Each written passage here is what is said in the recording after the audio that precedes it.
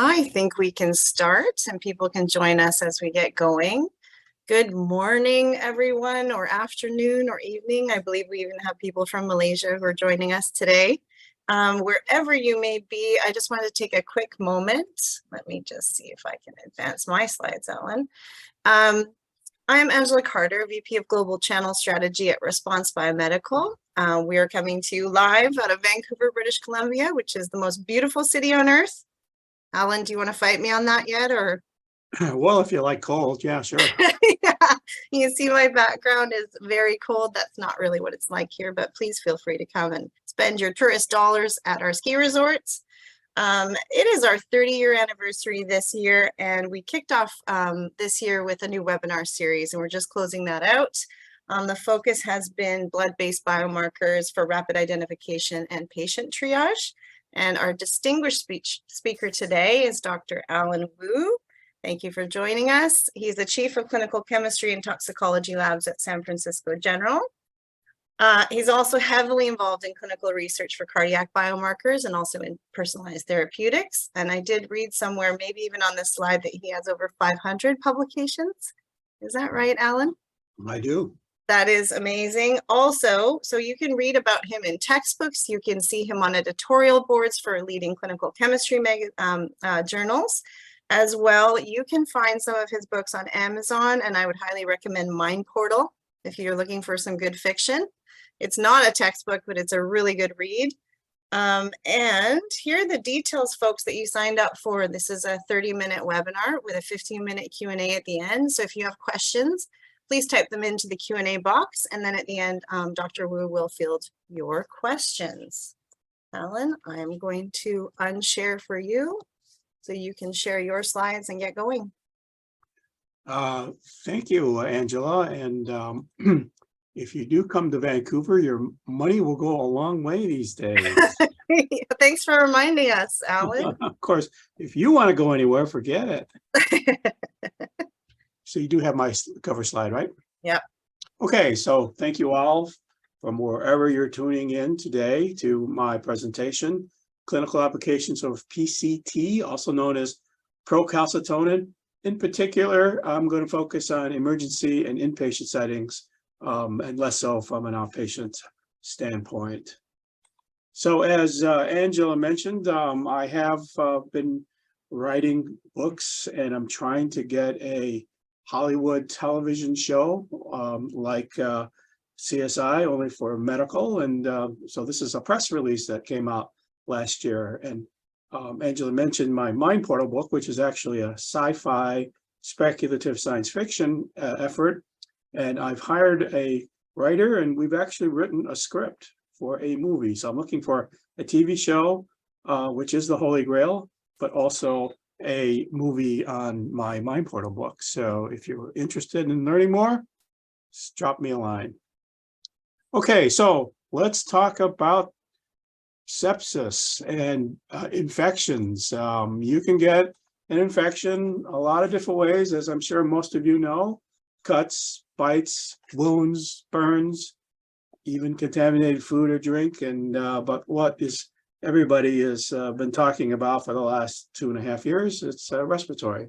And of course, SARS is a viral infection, not a bacterial infection.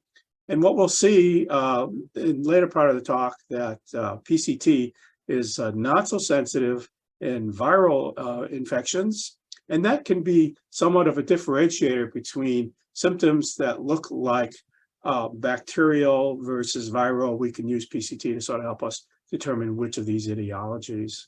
But as this cartoon shows, rather simplified, and you have an infection that breaks into the bloodstream. It then elicits an immune response and mobilization of antibodies and T cells and macrophages. Ultimately, because it's circulated through the blood, and which is the reason why blood cultures is really the key for a diagnosis, it gets into all different parts of our brain. Sepsis is clearly a multi-system disorder. So a little bit about facts. Worldwide, 1.7 million adults, 30 million in the rest of the world, some 207,000 deaths in the US, and 20 times that for the rest of the world. And so the numbers have been increasing. There's a number of reasons for that. Some of it's a little bit artificial. It might be that we're tracking sepsis a little bit better, but I think also the average age of the population is increasing, as at least in the United States and in Western countries. Although I have to say that COVID-19 has reduced the life expectancy of our population in the world. So that's sort of a sad thing to see. Another insidious issue that we have to deal with is that the antibiotics that are used are sometimes resistant to the organisms that are causing sepsis. So this is leading to increased incidence, and I'll have some slides on why this is a particularly important topic for procalcitonin. And I mentioned the COVID-19 pandemic, although that is viral. So there are a lot of etiologies for sepsis. Particularly difficult is the newborn period, which I won't speak a lot about, but if you have an infection in the amniotic fluid, we see a lot more premature babies that come to survive, but many of them will end up having sepsis. Premature rupture of membranes, if the infant is treated for other conditions while still in the hospital, and sometimes the birth canal can be colonized with bacteria. So neonatal sepsis, which for which procalcitonin works equally well, is a continuing concern. So it's not just bacterial, as I alluded to. We also have fungal, parasitic, as well as viral. Okay, so when it comes to bacterial, these are the causes. Staph aureus, which is a common skin infection. E. coli, we know, of course, is found in the GI tract. Strep A, Streptococcus species, is more respiratory, as is Pseudomonas, Klebsiella, and Haemophilus influenzae. Don't ask me, Angela, to identify what bug is what. That's the Q&A session, Alan. We're gonna test you. Please later, everybody. So the precursor condition is something called SIRS, Systemic Inflammatory Response Syndrome. And these are the criteria for SIRS. If you have an elevated temperature, or if you're actually hypothermic, if you're tachycardic or tachypnic, and you can see the limits there for definition. And if you have a white cell count that's either high or low, that if you are treated, for example, with some chemotherapeutics, oftentimes you can get something called a monocyte fever, which is a complication. Chemotherapy, especially for leukemia, lymphomas. Lymphomas are designed to lower white cell count, but if they go too far, sometimes SIRS and even sepsis can result. And then you can differentiate the white cells into the percentage of what we call bands. And if you have a lot of bands, which indicate really early or young white cells, that's also a criteria. 2 out of the following is the SIRS criteria. Now, SIRS then, as I mentioned, can just resolve, or when it doesn't, it becomes sepsis. And we have sepsis that can be very severe, which involves multi-organs. Again, because this is a blood circulating infection that ultimately reaches these other organs. We see liver disease, we see cardiac disease, we see central nervous system issues. And then the end terminal, or the last stage, where we really need intensive care, fluid resuscitation, hypotension, as seen in septic shock. This is a little bit about how bacteria can cause sepsis. The ones that are particularly etiologic have something called a capsular polysaccharide covering over the lipopolysaccharide layer. And this allows the bug to sort of be resistant to antimicrobials that sort of provides a barrier for entry. And we'll see some of this also when we talk about resistance, is that there are changes to this capsular layer that sort of protects these microorganisms from being eradicated. And, really, it's part of the natural selection process of nature that we can evolve to handle different conditions. The problem with bacteria, unlike humans, where we have very long generations, bacterial generations are in weeks. And so mutations can occur very quickly, whereas for humans, it would take centuries. Okay, so what are the biomarkers of sepsis? I've listed a handful of them here. The more important ones, particularly, are procalcitonin or PCT, lactates, C-reactive protein, and you can see here that the timelines from the onset of sepsis to the peak levels of biomarker increases are not quite the same. That some go up a little bit earlier, like, for example, IL-6. Others are at the other back end, like C-reactive protein.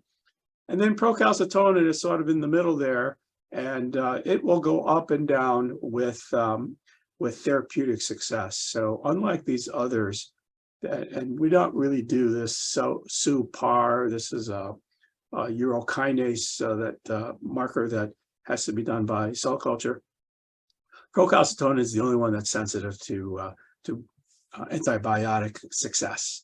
So it is an additional utility, not just for diagnosis, but also help us determine at what point should we turn off the antibiotics.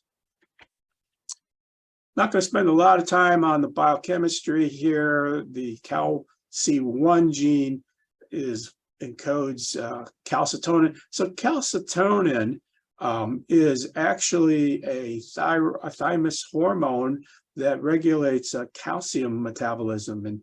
And when I learned about procalcitonin 25 years ago, and someone told me that it was had an involvement with sepsis, it didn't quite make sense because it doesn't have this interaction with calcium homeostasis. But learning more about it, there is really sort of a two-pronged function here of the precursor molecule to calcitonin. The left side here shows the thyroid cells production and the regulatory aspects, whereas the right side is really more of the other tissues that can produce procalcitonin for really sepsis. Okay, so in terms of the medical utility, it has been approved by the FDA, and these are the claims in conjunction with other lab findings and clinical assessments. Aid in the risk of the first day ICU presentation for progression to severe sepsis and or sepsis shock. The change in procalcitonin in time aid in assessing the cumulative 28-day risk of all-cause mortality, again, in conjunction with other lab findings, and with respect to sepsis shock and ICU. So this is why I've sort of focused on sepsis in the ICU. Aid in the risk assessment of critically ill patients on the first day.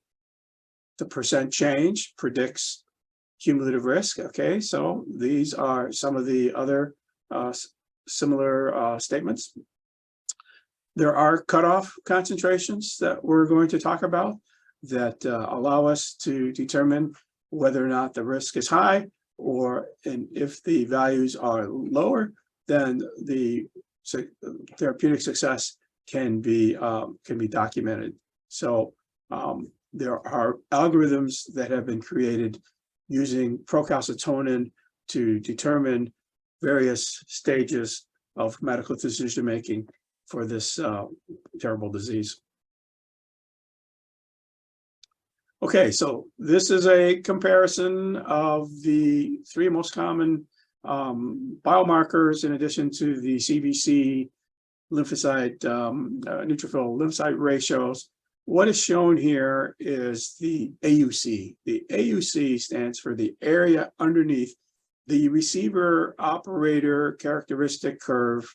And this is just a statistical procedure that allows us to determine how good a biomarker is. And if the AUC is close to 1, then that is a perfect biomarker in the sense that it has 100% sensitivity and 100% specificity. Now, we don't have any laboratory test that has an AUC of 100%, but the higher the value, the better. And you can see here that the various markers in the colors that we have here for bacteremia, procalcitonin is at the top. For bacterial sepsis as a standalone marker, procalcitonin is amongst the best. Now, what this slide also shows is that when you combine the results of these 4 markers, that in some instances, such as the severe bacterial sepsis shock, you see an improvement relative to procalcitonin. But by and large, even though their timings are different in terms of the release kinetics, procalcitonin is a pretty good standalone marker. And we use this not in conjunction with C-reactive protein and lactate. We always, however, get a CBC. Okay, so this is some of the slides that look at procalcitonin-guided management using specific cutoff concentrations and particular decision-making. If the cutoff concentration is low, for example, less than 0.1 or 0.25, the cutoffs do change a little bit. Recommendation is actually to withhold antibiotics unless if there is no obvious focus of the infection. Whereas on the other hand, if the value is higher, then the recommendation is to initiate empiric antibiotic therapy. So we have produced guidelines that clinicians can use based solely on procalcitonin results. Furthermore, this has been differentiated into moderate or mild illnesses outside the ICU, where you sort of have a diagnostic utility, which is why I indicated that there is a role for PCT in the emergency room, or perhaps even in urgent care. I consider that sort of still within our hospital system.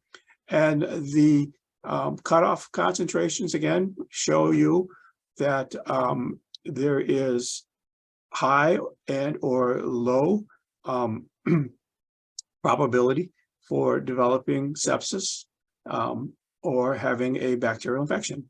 And the recommendations for antibiotic therapy as well as follow-up are also given in the slide. Now, the interesting part of this slide and the next one is that it was created in conjunction with the laboratory medicine community. So this was published in the European Journal of Clinical Chemistry and Laboratory Medicine, and there were representatives of the lab there to opine on the assays and the standardization and the cutoffs. And after all, that is what we are responsible for doing. Now, the last part, the last line here, I think is particularly interesting because not only is it tells you when bacterial infections are or are not likely and when or not to use antibiotic management, but to understand when we should repeat procalcitonin measurement to monitor the success of antibiotic therapy and recommendations for the discontinuance of the antibiotic therapy. Now, why is that important?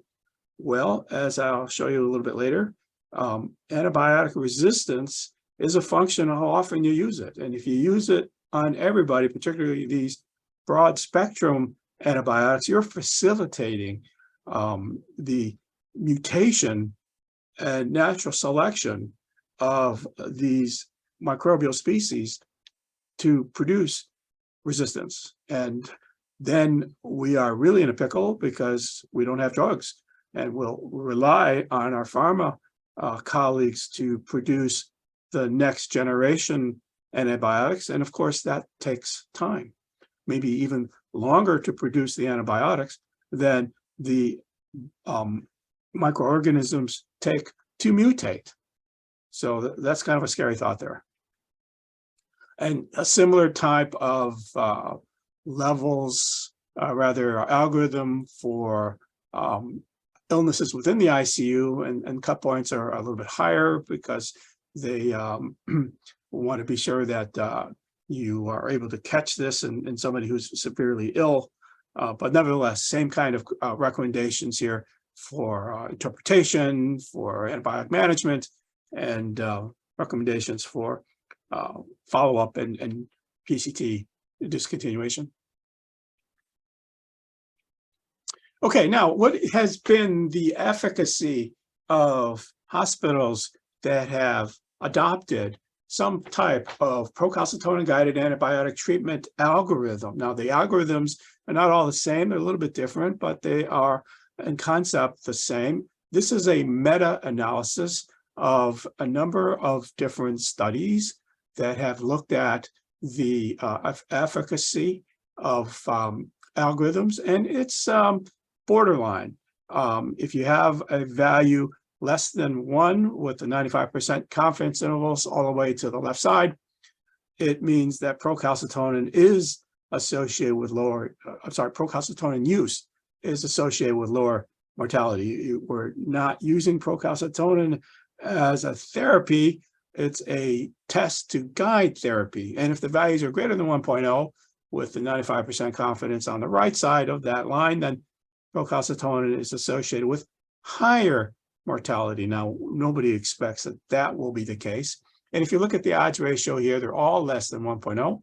But the key is, do they cross the 1.0 95% confidence interval? And although there are subgroups that straddle that line, the overall influence, the top line, odds ratio 0.89, 99% 0.8 to 0.99, statistically significant when you combine a lot of these studies. Now, it's not overly compelling, but nevertheless, it tells us that these procalcitonin-guided therapies, procalcitonin antibiotic management decisions can be improved by including PCT and the various cutoffs. I believe that we're going to see more of this as we see more and more implementation of procalcitonin. Okay, so what about antibiotic resistance? 2.8 million cases in the United States, 35,000 deaths due to the resistance alone. So you imagine that you have sepsis and you want to give an antibiotic, and the antibiotic is not resistant, is not sensitive to the particular bacteria that you have, and so you end up succumbing to the infection. So listed here on the bottom part of the slide are the specific microbials that are resistant to carbapenem antibiotics. And we know that MRSA also is methicillin resistance Staph aureus, also a well-recognized antibiotic resistance. So this is sort of the mechanism the CDC has put out. Germs develop new cell processes that avoid antibiotic target. So they have enzymes that they can develop to break down antibiotics, even if they do get into the cell. They can change the antibody's target so it no longer is able to inhibit the biochemical activities that make a bug survive and reproduce, and even accelerate the clearance of the drug out of the cell before it can do its eradication action. So they don't have brains, but they are part of nature, and they're very clever. And just like anybody else on this earth, they just want to survive. Okay, how do we do procalcitonin testing? There's a variety of different ways. It was originally developed by a company called Brahms, and this instrument called the Cryptor. Brahms has been acquired by Thermo Fisher, but I can say that the Cryptor instrument never really did very well, and it's not something that a lot of laboratories have.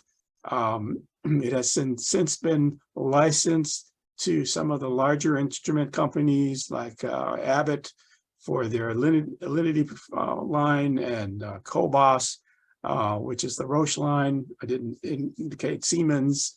The Siemens Atelica has a procalcitonin assay. So there are central laboratory assays available. Because you have to send a sample to the lab, and you have to centrifuge, and you have to process, we're talking about a 1 to 2 hour turnaround time. So the next principal question is that good enough? In an ICU environment or an emergency department environment, does time matter? Well, the answer is yes. These are point-of-care devices that have been developed by a number of different companies. Some of them are lateral flow strip tests, which I don't think are very useful because you can't get a quantitative result unless you have a reader. This is the Response Biomedical product, which we have some experience with, which does give a nice quantitative measurement. There are bays that can allow you to do multiple samples at the same time. And a couple of the other companies, the Nomics is this company here, and then this is Samsung, the people who make our electronics. Because these are point-of-care devices, they are whole blood, the turnaround time is not 1 to 2 hours. So this is from the original Top Gun, Tom Cruise. Of course, there's now a sequel, one that was produced earlier this year. Great movie. Bruce died in the first one, but his son plays a prominent part. And here you have this 60-year-old actor who's still flying jets. Yeah, like that can really happen.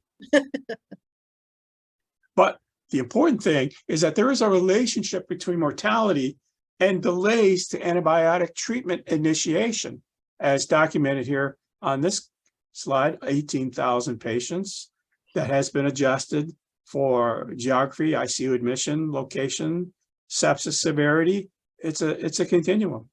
You don't want to be on the right side of this curve. You want to have antibiotic treatments as soon as possible. And we're not talking days here. We are talking hours. And so even the difference between a 15-minute procalcitonin result and a 2-hour procalcitonin result could mean life or death for you if you are not at that early time point.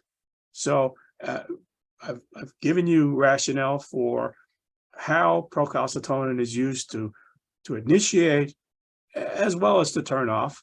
and now we need to add the laboratory perspective that faster is better. We have to listen to this 60-year-old actor.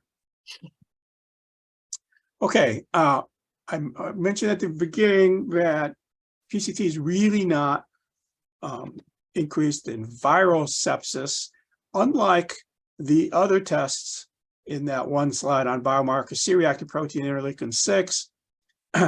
One is bacterial, invasive, 2 is localized, 3 is viral, and no separation really between groups 1 and 2 versus 3 for the other two markers. They're ubiquitous, they're increased in both all of these conditions, where if you look at PCT, particularly invasive bacterial versus viral, you actually do see a separation that that this, in conjunction with the other tests, can help us give you a picture that this is not viral. Of course, we're going to do PCR as well for looking at the organisms, but you know, sometimes there are co-infections. Sometimes you have both, and you might not realize that there is a viral as well as a bacterial. And if you have a negative PCT, that kind of rules out the bacterial aspect of it. So this is a slide that compares the antibiotic use in COVID and sepsis here. You can see here that the days relative to the start of COVID symptoms, that really is no change in procalcitonin. Whereas if you have this secondary infection, COVID, and then you end up having a bacterial infection, monitoring procalcitonin, you see a bump here at the start of this secondary infection. So you think you're out of the woods, you suffered a COVID infection, you're given directive therapies, monoclonal antibodies, and then your immune system becomes downregulated, and you're now susceptible to a nosocomial infection. Kind of damned if you do and damned if you don't, you know, not cool. Okay, so will procalcitonin result in a reduction in antibiotic resistance? We don't have direct data to suggest that, but I think people believe that, in fact, if you adhere to these algorithms and if you provide the minimum approach, don't overkill the antibiotics. If the patient's doing better, then discontinue the antibiotics, and this should stem the tide for antibiotic resistance. Procalcitonin is an important marker for sepsis diagnosis in the emergency department and in the ICU. In the urgent care facility. But in the ICU, it's really more risk stratification. I mean, you know, you're in the ICU, you already have sepsis. We already know that. That's no longer the question. The question now is stewardship, antibiotic stewardship, and for future risk stratification. Antibiotic resistance can be reduced by better drug management. Results are superior to lactate and C-reactive protein. We generally do lactates, but not so much CRP. I hope I've convinced you that turnaround times are important.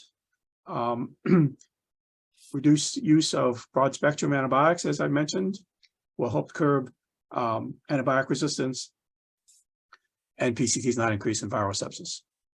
Thank you again for tuning in today. We are a little bit over schedule, but open for questions. So, Angela? That was great. Thank you so much. There are quite a lot of questions. Do you want the hard ones first? No. No, the easy ones first. No, all right. I don't care. we'll work up to it. So there's a question around, you know, pediatric. You mentioned neonatal sepsis as being a concern, or sepsis in neonates. Is there a determination of the best biomarker to determine sepsis in a pediatric population? Is it similar to the profiles you showed there? Yes. Yeah, there's nothing separate, different about, the microorganisms are the same that cause neonatal sepsis as they do adults. I don't think that there are a neonatal specific sepsis infection.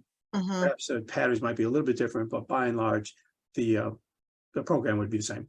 How about the cutoffs for procalcitonin? I imagine they would be different in that population. They could be different. Neonatal sepsis has not been as well studied, and that's probably indicator that it's not as common, and that's good. Okay, great. So another question, how quickly do you need to draw and result these specific sepsis biomarkers in the emergency department? Because I think I was looking at the FDA guidelines had a lot to do with risk and ICU and this sort of thing, but I'm not sure if there are specific guidelines on the frequency of testing procalcitonin in the emergency. There isn't. There is no specific frequency or recommended turnaround time, and it really does depend on the intended use of what medical decisions you're going to gain from it. I think that this is an important test for aiding in the diagnosis of SEERS and sepsis. And as I indicated, the sooner that you can make that call, the better. And you realize, of course, that if you're going to do a blood culture, you're not going to get a result for a day or 2 days. So you have no help there. This is really a much faster indicator. And then again, if you can identify the specific organism, that's great. But it's not just going to be one organism. It's not like just SARS-CoV-2. You do that, if you rule out Staph aureus, you got 5 or 6 other things you got to worry about. Right. So it sounds like with procalcitonin in the ER, you could have the opportunity to make a decision on whether to apply antibiotics or not to the patient versus the 1 to 2 hour turnaround time. I would assume that they would be putting people on antibiotics immediately just in case. They would not be waiting for the lab result, or is that incorrect? Yeah, no, I think that we're trying to get to a condition where the broad spectrum antibiotics is not given willy-nilly, not just given with a suspicion, but that you have some type of laboratory objective information to suggest that this is in fact infection or not, that you do wait until you get a PCT and then only initiate when the value is high. I can't say that that is the case today. Yeah. But there is this tendency, we know we need to do this now. Yeah. And I don't think that's the right approach. Fair enough. All right. What is the half-life of procalcitonin in blood? Oh, I haven't read that yet. And also, therefore, does it make sense to do a 6 to 24 hour retest in that time frame? Yeah, I don't have the exact figure, but it's several hours, and so certainly you're not going to do a PCT hourly or even every 3 or 4 hours, but we generally do it a couple, 3 times a day in somebody that we're monitoring, but certainly daily use makes a lot of sense as well. Oh, here's an interesting one from one of our employees, so that's good. What is more important for clinical assessment, the direct concentration result of an assay or the trending of that concentration over time? It's both. It's we have these specific cutoffs that tell you do or don't do antibiotics. So for diagnosis and initial triaging of the patient to the appropriate level of care, then it becomes serial measurements. Got it. All right. Does the results of a positive procalcitonin affect the type of antibiotic or dose to give a patient? No, you can't specify the actual antibiotic that are used, that it's agnostic to that. Got it. All right. Dr. Witters is trying to get me to say aspergillus. Please help me, Alan. He said, is there an elevation of PCT in, I guess that's aspergillus. Is this in the infection from, it is a, help me please, aspergillus? Yeah, you're saying it pretty well. Okay.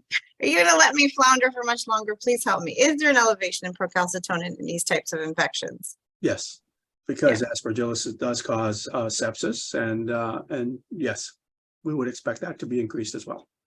Awesome.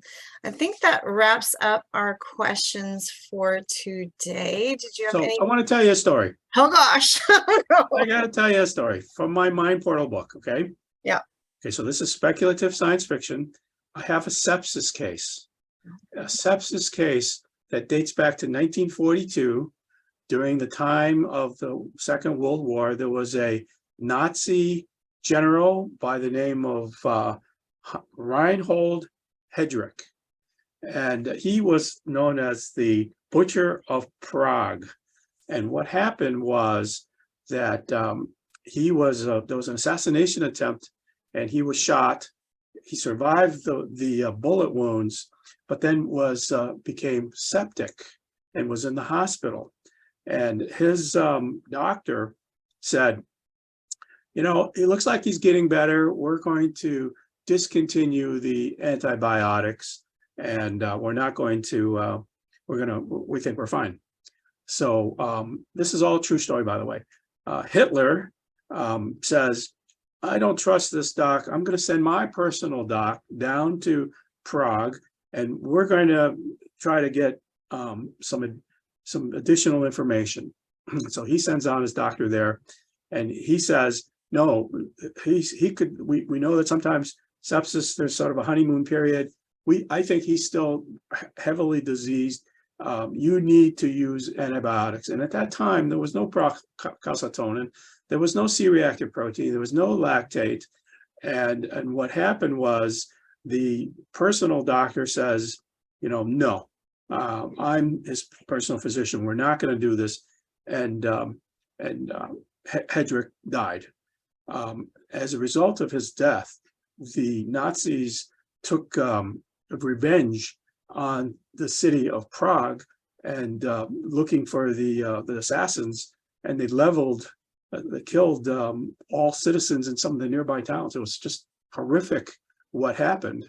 And had they listened to, in this case, Hitler's doctor, and done the right thing, given the test, or in my speculative alternate reality, if we had the availability of procalcitonin, the personal history of the Czech Republic could be different. So anyway, that's an amazing speculation. I think the lack of clinical chemists at the time really would have caused this. So with some good clinical chemistry, some good testing, and physicians and people that would listen to their physicians, could have changed history. You know, Angela, I'm old, but I wasn't around then. I didn't say you were around that. I'm just speculating. Just Okay. if we were to be able to portal you back in that time, I'm sure you could have convinced them. Thank you so much, Dr. Wu. Thank you, everyone, for joining us this morning or this afternoon or evening. Have a great day, and we'll talk to you soon. Bye-bye now. Bye.